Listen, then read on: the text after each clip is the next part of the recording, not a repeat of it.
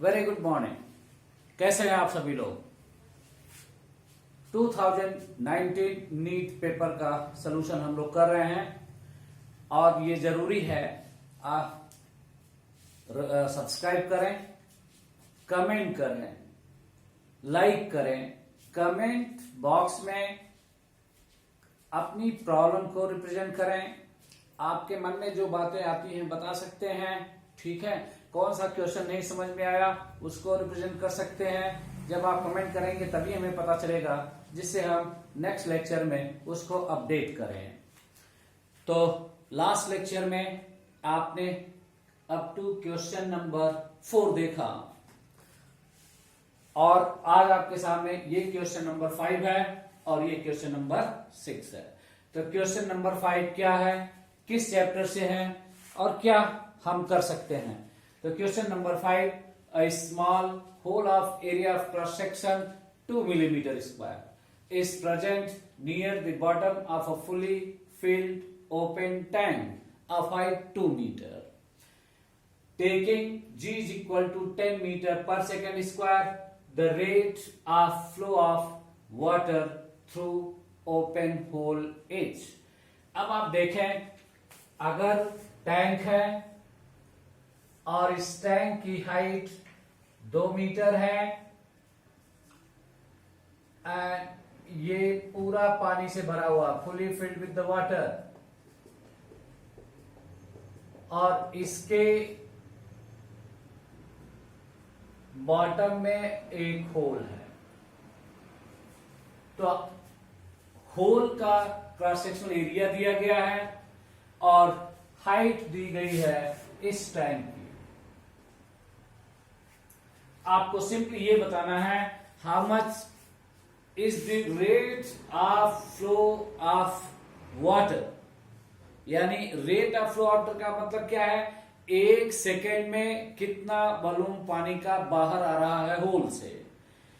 तो क्वेश्चन में यह है बर्नौलीज थ्योरम फ्लूइड मैकेनिक्स से, और बर्नौलीज थ्योरम में वेलोसिटी ऑफ ए फ्लक्स, यानी यदि किसी टैंक में कोई होल है तो उससे निकलने वाले पानी की वेलोसिटी क्या है, वो वेलोसिटी ऑफ ए फ्लक्स है। और होल का क्रॉस सेक्शनल एरिया क्या है, तो यदि आपको चाहिए rate of flow of water, तो area of cross section of hole into velocity of A flux.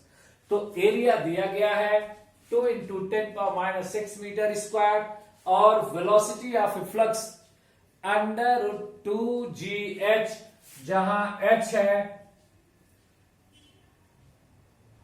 Height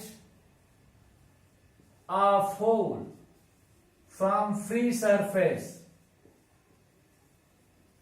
ये फ्री सरफेस है और जो टैंक की हाइट है वही होल की हाइट होगी फ्रॉम फ्री सरफेस, जो 2 मीटर है।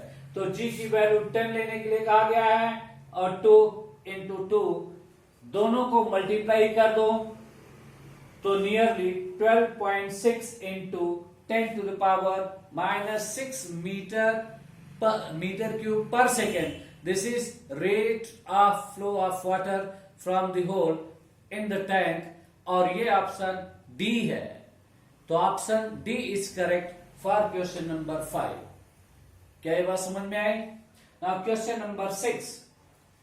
क्वेश्चन नंबर 6 किससे है? ये वर्क पावर एनर्जी से है।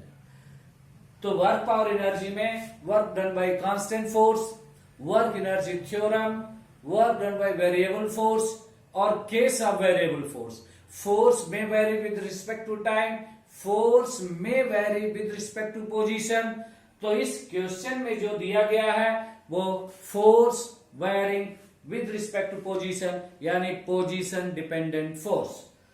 तो क्वेश्चन क्या है? A force F is equal to 20 + 10y acts on a particle in y direction where F is in Newton and y is in meter. Work done by the force to move the particle from y is equal to 0 to y is equal to 1 meter.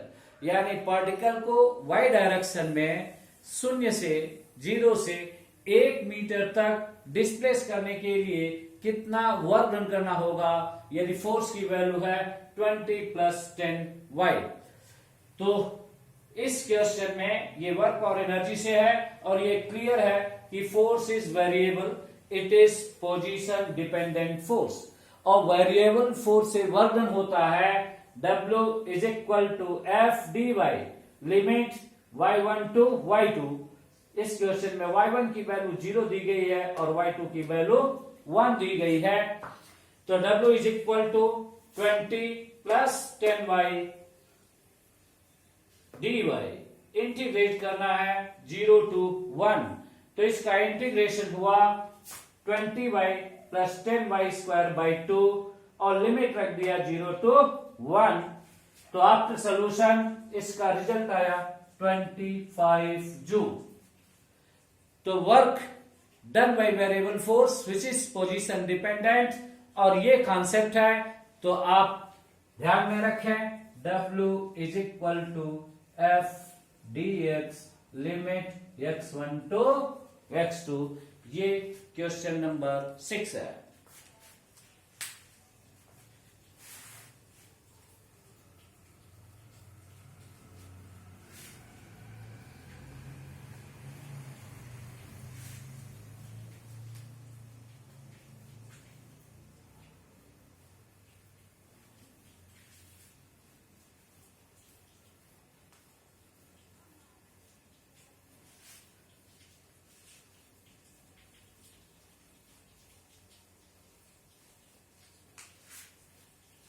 Question number 7। Question number 7 क्या कर रहा है? There are 2 charge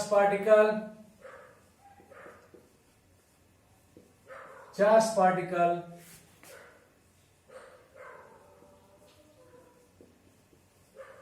A and B having charge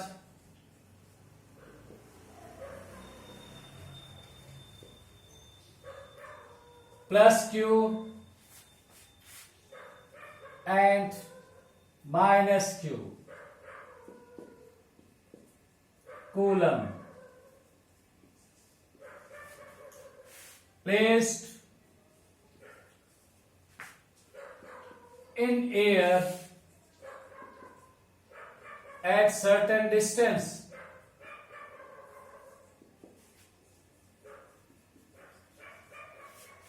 if from charge A (25% of its charge transferred to charge B,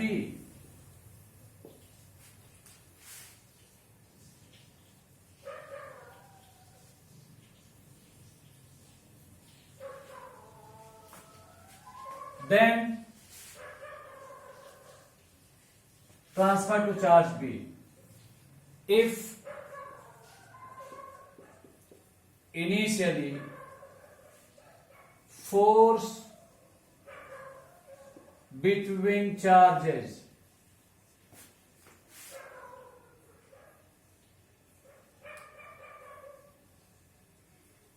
was F Newton,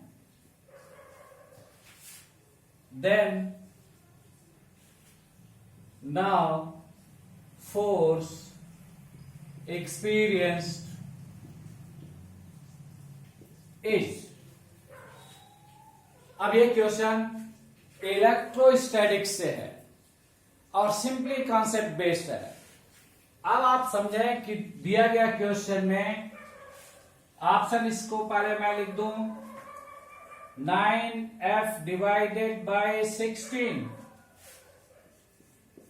second option है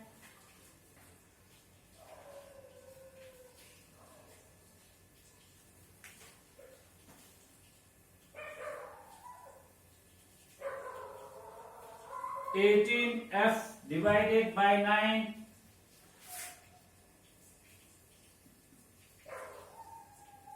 third option है 4f/3 और fourth option है f। तो 4 option दिया गया। अब आप देखें कि दो चार्ज पार्टिकल हैं, ये पार्टिकल A है और ये पार्टिकल B है। इस पर चार्ज प्लस Q है और इस पर चार्ज माइनस Q है अकॉर्डिंग टू क्वेश्चन। और एज्यूम करें कि इसके बीच डिस्टेंस कितना है r। अगर r डिस्टेंस है तो फ्रॉम कूलम्स लॉ